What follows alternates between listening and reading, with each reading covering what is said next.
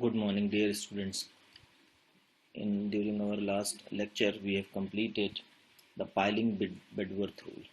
Now, continuing the same topic and discussing about dry corrosion or chemical corrosion, as we have already completed the dry corrosion by oxygen by the direct attack of oxygen, dry corrosion can also occur by the attack of other gases like sulfur dioxide, carbon dioxide, hydrochloric acid, vapors of that, chlorine, fluorine, and H2S gas.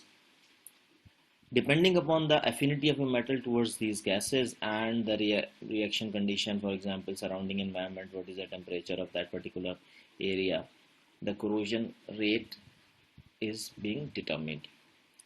The degree of attack also depends upon the nature of layer formed. Which layer? The first layer, which is being formed when the top layer of the surface of the metal react with these gases and the first corrosion product was formed. Now the layer and the nature of that layer decides whether corrosion further takes place or not. For example, if a protective film is formed, as in case of AgCl film, when silver is exposed to chlorine environment. When silver structure or silver metal is exposed to chlorine environment, it reacts with Cl2 to form AgCl, but since the AgCl film is protective in nature, it prevents further corrosion of the silver metal. However, if a non-protective layer is being formed, as in case of tin SN, when it is present in chlorine environment, or you can say when chlorine is present, SN metal or structure made up of SN or tin is being used, then SN react with chlorine gas to form SnCl4, which is a non-protective layer, and therefore because of its porous structure, it leads to rapid corrosion of tin. Then there is a third type of corrosion which also comes under the category of dry corrosion or wet corrosion. Dry corrosion or chemical corrosion is known as liquid metal corrosion. Liquid metal corrosion occurs due to the chemical attack of liquid metal flowing inside a solid pipe of metal or an alloy. What does it mean? It means that a metal at high temperature in molten state is flowing inside a pipe, and that pipe is made up of another metal or an alloy. Such type of conditions are quite common in nuclear reactors. So when this type of condition occur, there are two possibilities. The first possibility is either the solid metal which is being used in making that pipeline undergo dissolution by the flowing liquid metal, means the solid metal start wearing off from the surface and going into the liquid metal, or the liquid metal penetrate into the solid matter. If any cracks or anything is present, the liquid metal start getting into those cracks, got penetrated, and then it reacts with the metal, it start dissolving it. So in both the cases, there is a loss of solid metal which is being used in the pipeline, and we need to repair the pipeline, or fabrication of the pipeline is desired in order to continue the work. So this is also quite serious issue.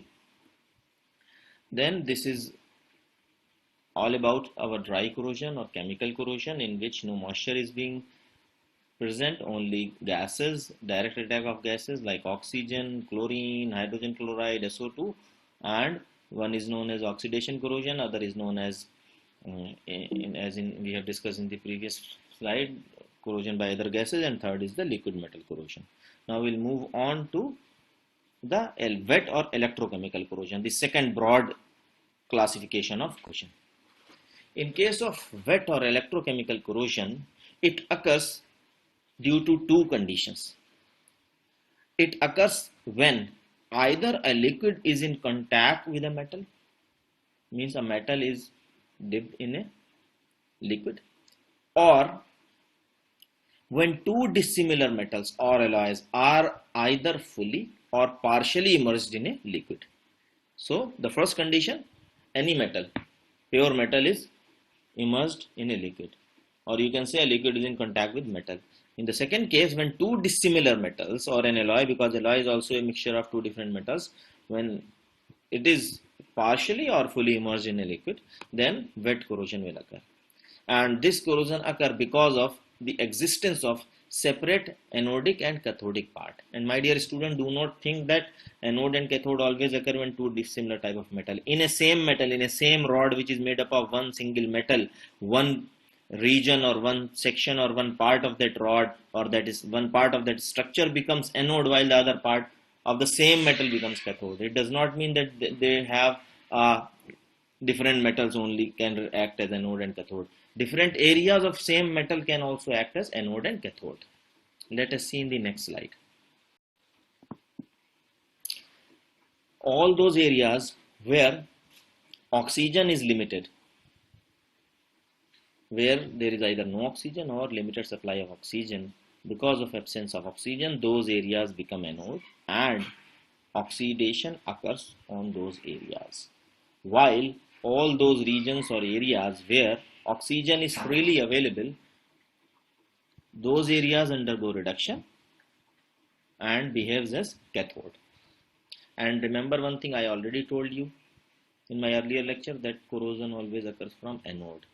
So during corrosion, only anode suffers loss of metal, anode suffer failure, and therefore if you want to protect any metal from corrosion, any metal to get corrode, you want to protect it, make it cathode, because as long as it remains cathode, it will be protected.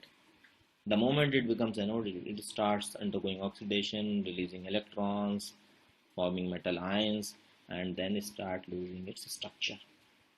So on this slide, see anodic areas, oxidation, or you can say liberation of free electron takes place and metal is destroyed.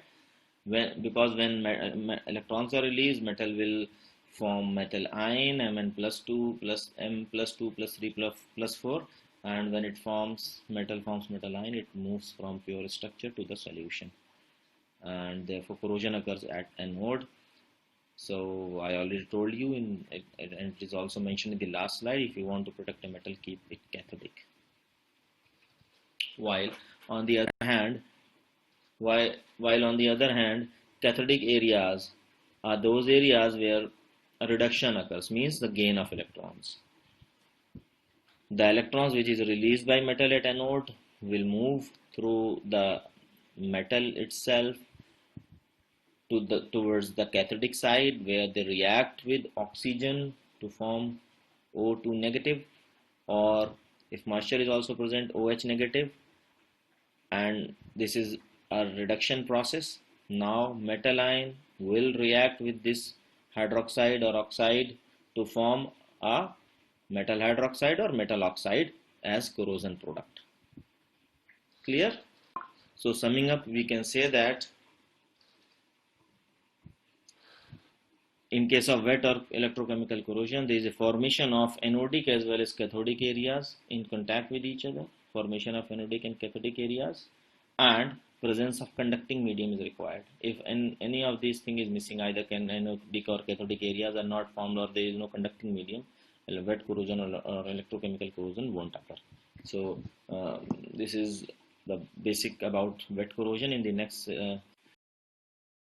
as I already told you that electrochemical corrosion occur when a metal is in contact with a liquid, or two dissimilar metals or an alloy is fully or partially immersed in a liquid. When such a condition occurs, some part of the metal structure becomes anodic while the other part becomes cathodic. So there is a formation of anodic as well as cathodic areas. And at the anodic areas, I told you earlier that pure metal releases electron to acquire a positive charge, and the electrons thus released flow through the conducting medium and reaches towards the cathodic area, where there are two possibilities. If acidic environment is there, then we have evolution of hydrogen gas. However, if acidic environment is not there, we have absorption of oxygen gas. From this figure, you can clearly observe that you can see this is a rod of metal which is inside a liquid water, and iron, this is anodic areas. You can see the reaction here. Iron is releasing 2 electrons to acquire +2 charge, convert Fe is converted into ferrous, and the electrons thus obtained or electrons thus released are then transferred through the same metal. They transfer through the iron metal and reaches towards the cathodic side where oxygen is present. Now, if acidic environment is there, H positive is present, then H positive will undergo reduction at cathode to form hydrogen gas, and we observe evolution of hydrogen gas. However, on the other hand, if H positive is not there and we have oxygen only, then oxygen will undergo reduction. O2 along with water will absorb electrons to form 4OH negative, and these 4OH negative reacts with iron to form ferrous hydroxide.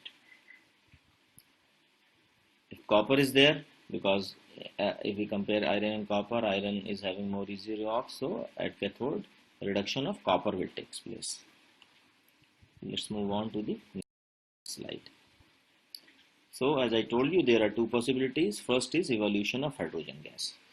This type of corrosion or evolution of hydrogen gas occur only when the environment is acidic. And when acidic environment is there, because acid means we have H positive in the solution, these H positive will acquire or gain electrons released by metal near the cathode surface and get converted into hydrogen gas. So at anode, always oxidation of metal takes place, loss of metal takes place, but at cathode there are two possibilities. If acidic environment is there, then hydrogen gas will evolve as it is shown in this slide. However, if hydrogen gas is not there, then the second type of corrosion will take place, which is known as, and in case of all metals above hydrogen has the tendency to do that. Means all metal above hydrogen can evolve hydrogen gas if acidic environment is there. You can see from this figure, stainless in steel also, because mainly iron is present. Iron again undergoing corrosion, undergoing oxidation, and electrons released are getting, either they form H positive, from H positive they form hydrogen, or they undergo oxygen absorption. Now this is the reaction for absorption of oxygen, and the common example for this type of corrosion is the rusting of iron. Here, since no acidic environment is there, no H positive is there to accept electron, therefore the electrons released by metal, when flow through the same metal and reaches to the cathodic region, they are being absorbed by oxygen to form O2 negative, which reacts with water to form OH negative hydroxide radical, and hydroxide ion react with iron to form ferrous hydroxide.